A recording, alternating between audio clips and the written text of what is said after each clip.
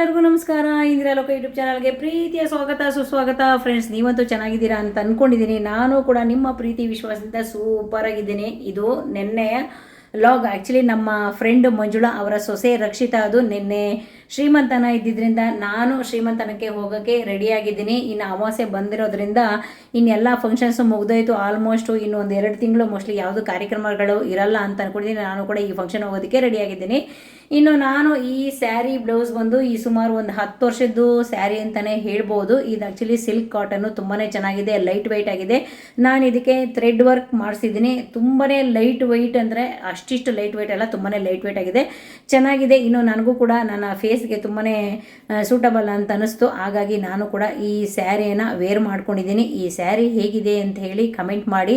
ತುಂಬಾ ನೀಟಾಗಿ ನೆರಿಗೆ ಕೂಡ ಕೂತ್ಕೊಂಡಿದೆ. ಇನ್ನು ನಾನು ರೆಡಿಯಾಗಿ ನನ್ನ ರಾಜನೂ ಕೂಡ ರೆಡಿ ಮಾಡಿದ್ದೀನಿ. ನಾನು ತುಂಬ ದಿನ ಆಯಿತು ಈ ಗಾಡಿಯನ್ನು ಮುಟ್ಟಿ, ಒಂದು 2-3 ತಿಂಗಳು ಆಯ್ತೇನೋ ಅಂತಲೇ ಹೇಳ್ಬೋದು. ನಾನೆಲ್ಲೂ ಹೊರಗಡೆ ಓಡಾಡಲಿಲ್ಲ, ಹಾಗಾಗಿ ಗಾಡಿನ ತೊಗೊಂಡಿರಲಿಲ್ಲ. ಇನ್ನು ನಾನು ಹೋಗಿದ್ದು ಚಂದಾಪುರ ಅತ್ತಿಬೇಲೆ ಮೇನ್ ರೋಡು.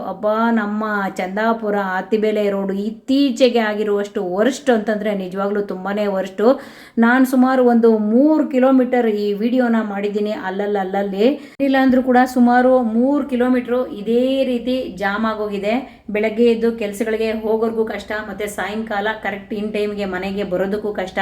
ಇನ್ನು ಇವಾಗ ಸ್ಕೂಲ್ಗಳು ಇಲ್ದಿರೋದಕ್ಕೆ ಬಚಾವಾಗಿದ್ದೀವಿ. ಇನ್ನು ಸ್ಕೂಲ್ಗಳಿಗಂತೂ ಆ ಮಕ್ಕಳು ಬೆಳಗ್ಗೆ ಎಷ್ಟೊತ್ತಿಗೆ ಹೋಗಬೇಕು, ಸಾಯಂಕಾಲ ಎಷ್ಟೊತ್ತಿಗೆ ಮನೆಗೆ ವಾಪಸ್ ಬರಬೇಕು. ನಿಜವಾಗ್ಲೂ ತುಂಬಾ ಪ್ರಾಬ್ಲಮ್ಮು. ಈ ರೋಡ್ ಯಾವಾಗ ರೆಡಿ ಆಗುತ್ತೋ ಅಂತೂ ನಿಜವಾಗ್ಲೂ ಅದು ಇಮ್ಯಾಜಿನ್ ಮಾಡೋಕ್ಕೆ ಆಗ್ತಾ ಇಲ್ಲ. ಸುಮಾರು ಈಗಲೇ ಒಂದು 7-8 ತಿಂಗಳಾಗಿದೆಯೇನೋ, ಬಟ್ ಇನ್ನೂ ಎಷ್ಟು ತಿಂಗಳುಗಳಾಗುತ್ತೋ ಗೊತ್ತಿಲ್ಲ.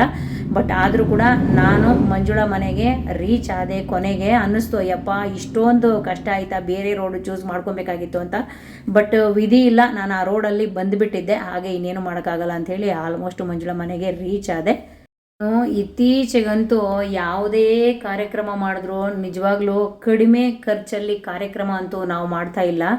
ಒಂದು ಸಣ್ಣ ಕಾರ್ಯಕ್ರಮ ಆದರೂ ಕೂಡ ಲಕ್ಷಗಳ ಗಟ್ಟಲೆ ಖರ್ಚನ್ನು ಮಾಡಿ ಕಾರ್ಯಕ್ರಮ ಮಾಡ್ತೀವಿ. ಯಾಕಂದರೆ ಅಯ್ಯೋ ಅವ್ರು ಮಾಡಿದ್ದಾರೆ ನಾವು ಮಾಡಿಲ್ಲ, ಮತ್ತು ಅವ್ರು ಏನು ಅಂದ್ಕೊಳ್ತಾರೋ ಇವ್ರೇನು ಅಂದ್ಕೊಳ್ತಾರೋ, ಅಯ್ಯೋ ಇವ್ರಿಗೇನು ಗತಿ ಇಲ್ವೇನೋ ಅಂದ್ಕೊಳ್ತಾರೇನೋ, ಖರ್ಚು ಮಾಡಿದ್ರೆ ಖಾಲಿ ಆಗಿಬಿಡುತ್ತೆ ಅಂದ್ಕೊಳ್ತಾರೇನೋ ಅಂತ ನಮ್ಮ ಬದುಕು ಹೇಗಾಗ್ಬಿಟ್ಟಿದೆ ಅಂತಂದರೆ ಇವ್ರನ್ನ ನೋಡಿ ಅವ್ರೇನು ಅಂದ್ಕೊಳ್ತಾರೋ ಇವ್ರೇನು ಅಂದ್ಕೊಳ್ತಾರೋ, ಇಡೀ ಜೀವನ ಎಲ್ಲ ಬೇರೆಯವ್ರಿಗೋಸ್ಕರನೇ. ನಿಜವಾಗ್ಲೂ ನನಗೂ ಎಷ್ಟೋ ಸಾರಿ ಅನಿಸುತ್ತೆ, ನಾವು ನಿಜವಾಗ್ಲೂ ನಮಗೋಸ್ಕರ ಬದುಕ್ತಾ ಇದ್ದೀವ, ಬರೀ ಬೇರೆಯವ್ರಿಗೋಸ್ಕರ ಬದುಕ್ತಾ ಇದ್ದೀವ? ನಾವು ಆಲ್ಮೋಸ್ಟ್ ಬೇರೆಯವ್ರಿಗೋಸ್ಕರ ಬದುಕ್ತಾ ಇದ್ದೀವಿ ರೀ. ನಿಜವಾಗ್ಲೂ ನಮಗೋಸ್ಕರ ನಮ್ಮ ಖರ್ಚಿಗೆ ತಕ್ಕನಂಗೆ, ನಮ್ಮ ಮನಸ್ಸಿಗೆ ತಕ್ಕನಂಗೆ, ನಮ್ಮ ಮಟ್ಟಕ್ಕೆ ತಕ್ಕನಂಗೆ ನಾವು ನಿಜವಾಗ್ಲೂ ಇವಾಗ ಯಾವುದೇ ಕಾರ್ಯಕ್ರಮ ಮಾಡ್ತಾ ಇಲ್ಲ.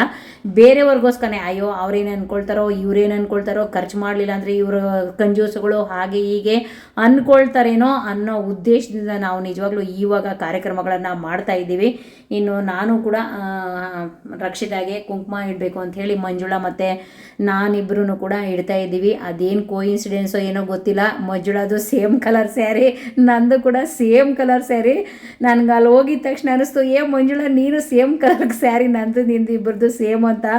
ನಿಜವಾಗ್ಲೂ ಅದಕ್ಕೆ ಹೇಳೋದು, ಯಾರದೇ ಒಬ್ಬರದು ಥಾಟ್ಸು ಒಂಥರ ಮ್ಯಾಚ್ ಆಗುತ್ತೆ ಅಂತಂದರೆ ಈ ಥರ ಯಾವುದೇ ಫಂಕ್ಷನ್ಸಲ್ಲಿ ಒಂದೇ ಥರ ಮ್ಯಾಚಿಂಗ್ ಇರುತ್ತೆ. ಬಟ್ ನಾನು ನೋಡಿ ಮಂಜುಳಾ ಅದೇ ಕಲರ್ ಸ್ಯಾರಿ ಉಟ್ಕೊಂಡಿರ್ತಾರೆ ಅಂತ ನನಗೂ ಗೊತ್ತಿಲ್ಲ.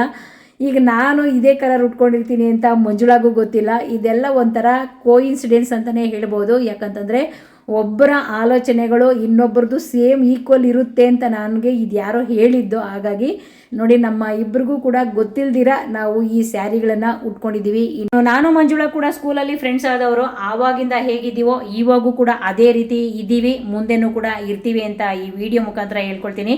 ಇನ್ನು ಮಂಜುಳಾ ಆಗಲಿ ನಾನಾಗಲಿ ನಮ್ಮ ಫ್ರೆಂಡ್ಶಿಪ್ಪಲ್ಲಿ ನಾವು ಏನೇ ವಿಚಾರ ಇದ್ದರೂ ಕೂಡ ನಿಜವಾಗ್ಲೂ ಶೇರ್ ಮಾಡ್ಕೊಳ್ತೀವಿ. ಇನ್ನು ನನಗೆ ಅಕ್ಕ ತಂಗಿ ಯಾರು ಇಲ್ಲದೇ ಇರ್ಬೋದು, ಬಟ್ ನನಗೆ ಮಂಜುಳಾನೇ ಒಂದು ಅಕ್ಕ ಸ್ಥಾನವನ್ನು ಮಂಜುಳಾಗೆ ನಾನು ಕೊಟ್ಟಿದ್ದೀನಿ ಅನ್ನೋದೇ ನನಗೆ ನಿಜವಾಗ್ಲೂ ತುಂಬ ಖುಷಿ ಕೊಡೋಂಥ ವಿಚಾರ. ಹಾಗೆ ನನ್ನ ಫ್ರೆಂಡು ಕವಿತಾ ಹಾಗೆ ಜಗದಾನು ಕೂಡ ಬಂದರು. ಎಲ್ಲರೂ ಕೂಡ ರಕ್ಷಿತಾಗೆ ಕುಂಕುಮವನ್ನು ಇಟ್ವಿ. ಹಾಗೆ ನಮ್ಮ ಫ್ರೆಂಡ್ಸು ಟೀಮು ಮುರಳಿ ಆಗಿರ್ಬೋದು, ಜಗದ, ಕವಿತಾ, ಮಂಜುಳಾ, ನಾನು ಮತ್ತು ಮಂಜುನಾಥ್ ಹಾಗೆ ಜಯರಾಮ್ ಅವರು ಮತ್ತು ನಮ್ಮ ಮಂಜುಳಾ ಹಸ್ಬೆಂಡು ಅವರು ಕೂಡ ಒಂದು ಗ್ರೂಪ್ ಫೋಟೋವನ್ನು ತೊಗೊಂಡ್ವಿ. ನೋಡಿ, ನಮ್ಮ ಜೀವನದಲ್ಲಿ ಏನೇ ಕಷ್ಟ ಸುಖ ದುಃಖ ಏನೇ ಬಂದರೂ ಕೂಡ ಈ ಥರ ವಿಚಾರಗಳಲ್ಲಿ ಮೊಮೆಂಟ್ಗಳಲ್ಲಿ ನಾವು ಕೆಲವೊಂದು ವಿಚಾರಗಳನ್ನು ಶೇರ್ ಮಾಡ್ಕೊಳ್ತೀವಿ. ನಿಜವಾಗ್ಲೂ ತುಂಬಾ ಖುಷಿ ಕೊಡುತ್ತೆ. ಅದು ನನಗಂತೂ ಎಸ್ಪೆಷಲಿ ತುಂಬಾ ಖುಷಿ ಕೊಡುತ್ತೆ.